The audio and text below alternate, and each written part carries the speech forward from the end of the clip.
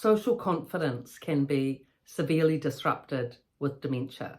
But if the person has self-confidence and social confidence before the diagnosis of dementia and manages to be able to maintain that, coming into the unit, then they can continue with that social confidence, which serves them well. And these people that maintain social confidence also have the ability to be adaptable, no matter what their level of ability or disability with dementia. There was one man, and he had been a former well-known builder and architect. He was aphasic and couldn't speak, but he had such self-confidence and a beautiful, brilliant smile. He was very poised. He'd greet everyone, say hi, but wouldn't be able to speak because he couldn't get the words organized to be able to speak them. But still, his confidence shone through and his positivity shone through. He'd obviously been like that all his life, and he didn't let the dementia affect him, even when he became quite disabled with it. He was remarkable, really remarkable, lovely man. I never saw him get stressed or depressed. He must have had such a will that he'd decided that he wasn't going to get down with this and he was going to rise above it and keep above it, which he did. And there was another lady, she'd been a former nurse. Many women in dementia units are former nurses or former teachers, where I've worked at least. She was a former nurse, and she was also aphasic, but very expressive with her body language. And if you couldn't understand what she was saying, as she was sort of trying to, gesticulate to you, it was your fault, not hers, because you weren't understanding what she was saying. And she'd insist and keep, badgering away until you got what it was that she was saying. So you'd have to go through this whole list of yes, no answers until you finally got what it was that she was trying to communicate. But it was good, really, because she was an insistent communicator. Though aphasic, she joined in all the group activities. She understood perfectly well. She was part of the group, and she contributed really well, had friends, went out a lot. She was supported by family, went out for lots of walks and outings. And so even though she was aphasic, she wasn't as disadvantaged as others may well be, often closing down as a result of not being able to communicate. She certainly didn't, and led, a good quality of life as a result. I mean, it would have been a lot better had she been able to speak, of course, but with being aphasic, she was able to adjust to that because she was socially confident and self-confident. Now, for those people that come into the unit who have, say, middling confidence, many people are of that level, middling social confidence, how to go about that? Well, there was one woman who came into the unit. She was lovely, charming, a former school teacher. She was bright, unassuming, and had a nice calmness about her, but she didn't really put herself forward. She didn't really communicate actively. She would sort of wait for others to communicate with her before she'd say anything. And what happened was she actually made friends with the most social person in the unit. This woman was a socialite, full on, knew everyone, knew their names, chatted all day, read all day, very bright, acerbic, witty, sometimes sarcastic, but extremely social and very full on.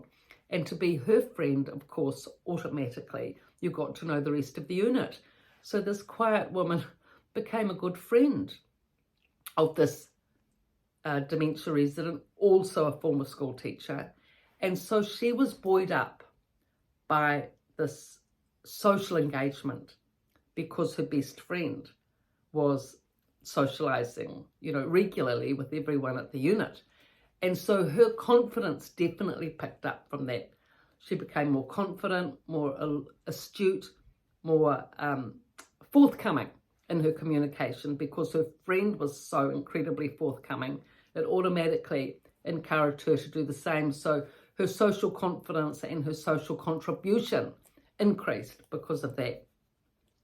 Now, there can be, of course, people coming into the unit who are intelligent, bright, talented, but lack social confidence. And this was the case with one woman who I worked with. She'd been an elite former sportswoman. She was very bright, but for some reason, I don't know what the reason was, she had low self-confidence. Something must have happened in her life, because she was a high achiever nevertheless, but with sport, but socially low confidence. But when she got to trust you and like you, then she was fantastic. She'd communicate well.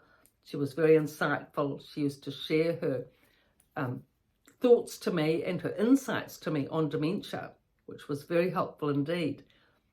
But in order to improve her self-confidence, what was needed was lots of encouragement and positive affirmation.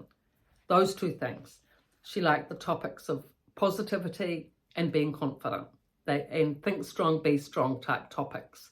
And I used to do lots of little cards for her, you know, think strong, be positive. She liked to have all these notices on cards around her room, either on the wall or by her bedside table. And she'd lie there and think about it and take the cards around with her sometimes when she was walking around the corridor. So she loved positive affirmations and slogans that aligned with this whole approach of being positive, being confident. And actually she improved with that effort, with that training. She improved.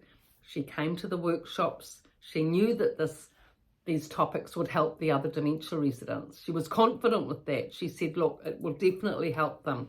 Self-confidence and being positive thinking will definitely help the group. She used to explain that to me, and I picked up those same topics with the group. And indeed, as she'd said, others found, you know, the topics of the same value, because unless you can counteract the depression that can happen with dementia, with positivity and with confidence, you won't be able to bring yourself out of that dementia stress into the line of quality thinking, which positive thinking gives and confidence building gives. So all these topics and more I've written about in both books.